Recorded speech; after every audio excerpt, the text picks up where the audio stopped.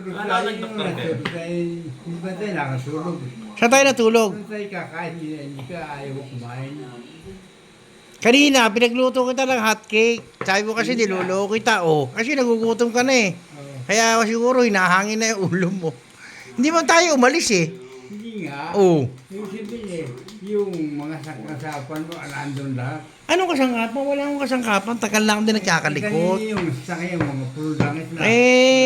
Ewan ko kung saan mo nakita yun sa utak mo. Nandun mga kasangkapan mo, andun pa pa, ayun, andun yung... Hindi akin yun. Baka na may naalala ka lang iba. Hindi yun yun. Ang kasangkapan ko nakatabi lahat. Yung gamit eh, yung mga gamot mo, andun. Alin? Sa harap. Saan mo nakita? Yung Ambot. Oh. Dapat pag mga gawin, niisip mo kanina, ayaw ko sa'yo.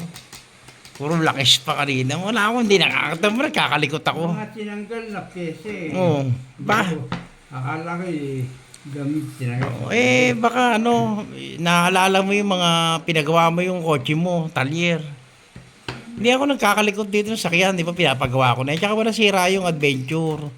Wala sira yung sakyan niya, bago lahat yung sasakyan natin mo eh. Yung mga kohon ng mga pinagkatagal, yung pinapalitan sa ilalim. Wala.